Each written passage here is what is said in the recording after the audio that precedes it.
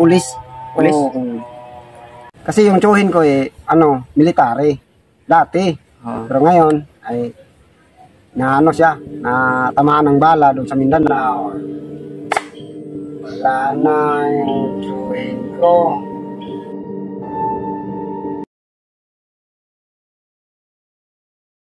So ngayon guys, interviewin natin si Idol Burloloy.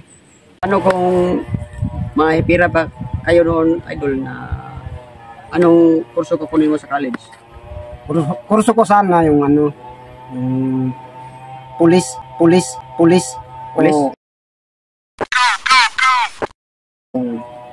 Pero kaso kay mahirap lang kami. So hindi ako nakatapos.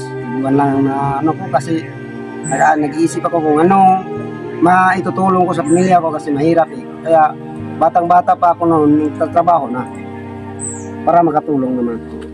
Kasi may nagtanong kasi, hindi lang may tanong kung ano ba yung saan ka nang galing, ano yung trabaho mo.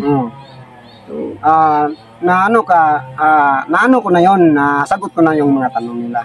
So nasa aming channel na yon yung katanungan na nasagot ko. So ngayon, sasagutin ko naman yung tanong mo. Uulitin ko, hindi kami taga rito, daming Glenn kami. Tapos pinalis kami sa may-ari ng lupa doon. Tapos nakasawa mo yung kapatid kong babae dito. So pumunta kami dito. Doon kami nakatira sa kanilang bahay. Pero may kunting tampuhan kaya umalis kami. Bago tinanggap kami ni Bimax. Yun. So bakit yung pulis ang gusto mong kurso na kukunin? Kasi yung yung may Tagalog ng uyuan.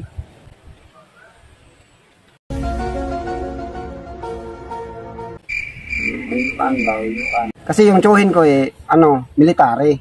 Dati. Pero ngayon ay siya, natamaan ng bala doon sa Mindanao. Wala na yung tsuhin ko. Kaya nga kung may opportunity nga nakapag-aral ko noon sa college, nag-graduate ako ng elementary, high school hanggang sa college, kunin ko sana yung pulis. Kaso lang walang pira. Yun lang mga ka-vibes, yung gusto niyang kunin sana yung pulis kasi noon wala silang pira. So kung may pira lang sana sila noon, pulis na to. Totoo yan guys. Kaso lang wala kami pira kasi mahirap. So, salamat pala sa nagsubaybay sa Bimax TV. Salamat sa inyong suporta guys. Sa nag-share ng video at sa aking video din, sa aking channel, si Mala Vibes. Suportahan nyo din sila, si Mala Vibes. Kasi itong video na to, hindi ko lang ito ginagawa para sa aking sarili, para din sa iba. Marami ako. Kasi ang content nila guys, charity. Tumutulong sa mga matanda, tumutulong sa mga bata, yung may mga kabasanan tulad namin na tumutulong din sa kanila. Yung ganun. Yung mga PWD, yung mga special child, ganun. Ganun din sila. Yan ang goal nila, tumutulong. Kahit hindi pa sila na monetize guys, may pangtulong na sila sa mga kabataan. Lalong-lalo na sa matanda na na hindi na makalakad, hindi na makahanap ng trabaho. Kaya suportahan natin sila guys. So, si Mala Vibes. Salamat. Paki-share lang ang video at paki-like at paki-follow lang. Para mas marami pa akong matulungan na naghihirap kung sa saan na lugar sa Cebu o ibang lugar. So sana suportahan niyo yung channel ko. Yun lang mga ka-vibes. God bless yung lahat.